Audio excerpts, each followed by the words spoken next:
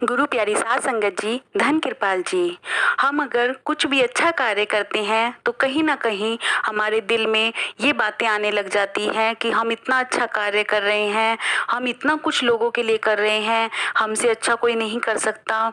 हम इतने सारे अच्छे कार्य कर चुके हैं कि अब तो परमात्मा की शरण में हमें जगह मिल ही जाएगी। हम इतने लोगों की मदद कर चुके हैं, इतनी सेवा कर चुके हैं, तो हमारे अंदर कहीं ना कहीं ये भावनाएं आने स्टार्ट हो जाती हैं। आइए जानते हैं इस वृत्तांत के साथ कैसे। जब एक बार मूसा साहब, जो कि लोगों की बहुत मदद किया करते थे, तो वो एक बार अपनी इबादत पर बैठे हुए थे। उनके मन में यही चल रहा था कि मैं बहुत ज़्यादा लोगों की मदद करता हूँ, मैं लोगों को बहुत प्यार करता हूँ। वो सच में किया भी करते थे, लेकिन उनके मन में ये बातें आ रही थी कि वो बहुत ज़्यादा लोगों की मदद करते हैं, तो इसलिए उनसे ज़्यादा कोई लोगों का मददगार हो नहीं सकता इस धरती पर। तो एक बार वो जब इबादत में बैठे हुए थे तो उन्होंने परमात्मा से कहा कि हे परमात्मा, क्या मुझसे बड़ा कोई तेरा प्यारा है? क्या कोई ऐसा है जो मुझसे ज्यादा लोगों की मदद करता हो? तो ये बात सुनकर परमात्मा प्रकट हुए। परमात्मा ने कहा कि हाँ, मेरे बहुत से प्यारे हैं जो तुमसे ज्यादा मदद करते हैं। तो ये बात सुनकर मूसा ने कहा कि मैं उनमें से किसी से मिलना तो चाहता हूँ, मैं भी जानना चाहता हूँ कि कौन ऐसा व्यक्ति है जो आपकी बहुत मदद करता है। मैं अपने आप को और सुधारना चाहता हूँ और बेहतर करना चाहता हूँ। इसके लिए परमात्मा ने उन्हें कहा कि ठीक है, तुम इस तरफ चले जाओ और एक व्यक्ति, महात्मा जो कि तपस्या में बैठे हुए हैं, उनसे बात करो, उनसे कहो, लेकिन वो चाहे कुछ भी करे, तुम्हें कुछ नहीं कहना, कुछ नहीं बोलना, सिर्फ जो वो कहते जाए वो तुम करते जाना और उनसे सीख कर आओ कि मदद कैसे की जाती है। तो मूसा साहब वहां से उठकर चले गए और थोड़ी दूर जाकर वो महात्मा उनको मिल गए। वे महात्मा भजन पर बैठे हुए थे, तपस्या पर बैठे हुए थे। जब वो उठे तो उन्होंने उनको प्रणाम किया और उन्होंने कहा कि मैं वो व्यक्ति हूँ। मूसा साहब ने कहा, मैं वो व्यक्ति हूँ जो लोगों की बहुत मदद करता है, तो मैं परमात्मा का बहुत ही प्यारा व्यक्ति हूँ। तो उन्होंने कहा महात्मा जी ने कि अगर आप इतने प्यारे व्यक्ति हैं, इतनी लोगों की मदद करते हैं, तो आप यहाँ क्या लेने आए हैं?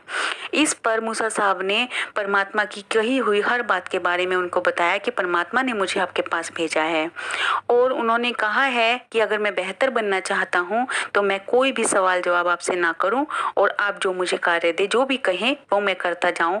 आप मुझे सिखाएं कि बेहतर कैसे बना जाता है।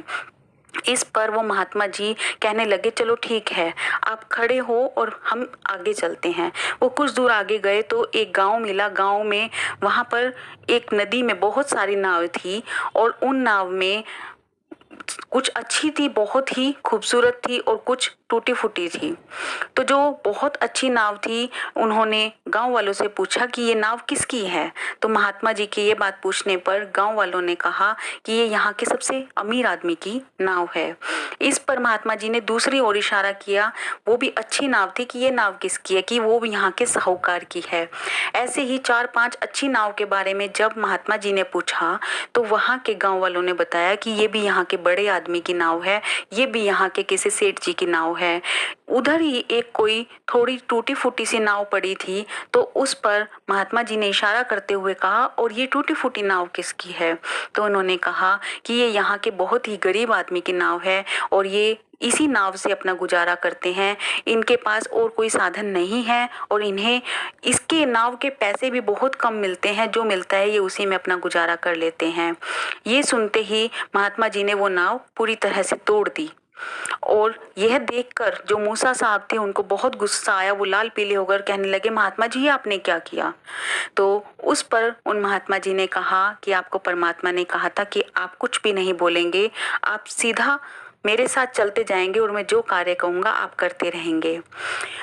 गुस्सा आ रहा था अंदर से मूसा साहब को, लेकिन ऊपर से कुछ ना बोल पाए क्योंकि परमात्मा ने मना किया था। और फिर महात्मा जी उनको आगे लेकर चले गए। आगे कुछ बच्चे खेल रहे थे। उसमें उन्होंने एक बच्चे की तरफ इशारा करते हुए बाकी बच्चों से पूछा, ये बच्चा किसका है? तो उन्होंने कहा यहाँ के सबसे अमीर आदमी का बच्चा है। दूसरे बच्चे की तरफ इशारा किया तो उन्होंने कहा ये यहाँ के साहूकार का बच्चा है। और एक बहुत ही सुंदर बच्चा था, उसकी तरफ इशारा करते हुए जब महात्मा जी ने पूछा कि ये किसका बच्चा है, तो उन्होंने कहा यहाँ पर पास ही में एक साधु रहते हैं, ये उनका बेटा है। तो महात्मा जी ने कहा जा तू मर जा। और वह छोटा सा बच्चा जो बहुत ही सुंदर था मर गया। यह देखकर मूसा साहब बहुत हैरान हो गए, दिल ही दिल में दुखी होने लगे, लेकिन परमात्मा ने कुछ भी कहने के लिए मना किया था, चुप होकर आगे बढ़ गए। जब महात्मा जी उन्हें आगे लेकर गए तो वो एक जंगल में पहुंचे। जंगल में जाकर वहां पर देखा कि एक टूटा फूटा घर पड़ा था। महात्मा जी ने कहा कि चलो इस घर को तैयार करते हैं। इस पर जो मूसा साहब थे वो बोल ही पड़े कि महात्मा जी मुझे ये समझ नहीं आ रहा कि हम इस घर को क्यों तैयार कर रहे हैं, यहाँ कौन आएगा? तब महात्मा जी ने कहा कि आपको कोई सवाल जवाब नहीं करना है, चलिए कार्य करते हैं। और उन दोनों ने पूरा दिन लगा दिया और मेहनत से उस घर की दीवारें खड़ी की, उस घर को खड़ा कर दिया। इस पर रात हो चुकी थी, मूसा ने कुछ भी नहीं खाया था और वो भूखा प्यासा था। वो सोचने लगा मैं अपने वहाँ पर बहुत कम कार्य करता था और मुझे कुछ ना कुछ खाने के लिए बहुत अच्छा मिल जाता था, यहाँ पर कुछ भी खाने के लिए नहीं है। जब मूसा ने महात्मा जी से कहा महात्मा जी मुझे भूख लगी है, तो महात्मा जी ने कहा यहाँ कुछ नहीं है, चुपचाप सो जाओ। ये बात महात्मा जी कहकर सो गए, लेकिन मूसा को कहाँ नींद आ रही थी, बिना भूख के मारे तड़प रहा था, बिना कुछ खाए उसे नींद नहीं आ रही थी। फिर भी थोड़ी देर बीतने के बाद उसकी आंख लग गई। सुबह उठा तो फिर वो महात्मा जी से कहने लगा महात्मा जी इतना सब कुछ हुआ, मैंने आपसे जब भी सवाल किया आपने कहा कि परमात्मा ने आपको मना किया है, आप कुछ नहीं बोलोगे। मैं चुपचाप सारे कार्य करता आया, लेकिन जब मुझे कुछ समझ ही नहीं आ रहा और आप कुछ बताने के लिए तैयार नहीं है तो मैं अब यहाँ से जा रहा हूँ।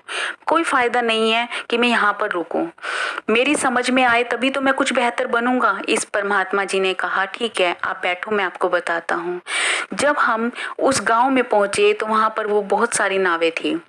दूसरे देश का राजा इस गांव पर आक्रमण करने वाला है और वो सारी नावों को ले जाएगा। इस व्यक्ति के पास केवल एक यही टूटी फूटी नाव थी, इससे इसका गुजारा चल रहा था, इसलिए मैंने उसको पूरी तरह तोड़ दिया ताकि वह इसको ना ले जा पाए। और यह अपनी नाव को फिर से तैयार कर लेगा, फिर से खड़ा कर लेगा और अपनी नाव चला के अपना गुजारा कर लेगा। अमीर व्यक्ति अपनी नाव खरीद सकता है, पर इस व्यक्ति के पास इतना धन नहीं है कि यह अपनी नाव खरीद ले, इसलिए मैंने उसकी नाव तोड़ी थी। तब इस पर मूसा साहब ने कहा कि आपने उस बच्चे को क्यों मारा, वह इतना सुंदर इतना प्यारा बच्चा था। तब मूसा साहब के पूछने पर महात्मा जी ने कहा कि यह साधु का बच्चा है। साधु दिन भर दिन रात भगवान की पूजा करता है, तपस्या करता है, उसने बहुत ही नेक कार्य किए हैं, पर यह बच्चा बड़े होकर चोर बनेगा और यह अपने पिता का नाम भी खराब करेगा और अपने दुष्कर्म से सारे कर्म भी अपने पिता के खराब कर देगा, इसलिए मैंने इसको अभी मार दिया। जब आगे बढ़े तो फिर उन्होंने पूछा कि फिर हमने ये दीवारें क्यों बनाई, यहाँ पर कौन आने वाला है? तो इस पर महात्मा जी ने कहा कि जब उस गांव पर हमला होगा और वहाँ के लोग गरीब लोग जब दर बदर हो जाएंगे तो वो इस घर में आकर रहेंगे, इसलिए मैंने इस घर को तैयार किया है। ये बात सुनकर वह मूसा साहब उनके महात्मा जी के पैरों में पड़ गया और कहने लगा सच में मैं जो करता हूँ उसको लोग देखते हैं, मैं जो करता हूँ वो वाहवाही मिलती है, पर आप जो करते हैं आपने चुपचाप कर दिया और दुनिया के भले के लिए किया। सबसे शायद बुरा भी सुना होगा, बुरा भी लोगों ने बोला होगा कि आपने ऐसा क्यों किया, आपने इसको मार दिया, आपने ये तोड़ दिया, लेकिन आप किसी की नहीं सुनते, आपने वही किया जो सबके लिए अच्छा है। इसलिए हमें भी वही करना चाहिए जो सबके लिए अच्छा है। अगर हम परमात्मा की रजा में रहेंगे, हमारे साथ कुछ भी बुरा हो या अच्छा हो, अगर हम परमात्मा की रजा में रहेंगे तो सब अच्छा ही होगा, हमें उसका कोई भी बुरा फल नहीं भुगतना पड़ेगा। इसलिए कभी हमारे साथ कुछ बुरा भी होता है तो भी हमें समझना चाहिए कि उसमें भी उस परमात्मा की कुछ रजा है, वो हमसे कुछ और चाहता है, उसने हमारे लिए कुछ और अच्छा सोच रखा है, इसीलिए ये सब हुआ है। अगर आपको मेरी वीडियो अच्छी लगती है प्लीज़ लाइक कीजिए, शेयर कीजिए और चैनल को सब्सक्राइब जरूर कीजिए। Thank you.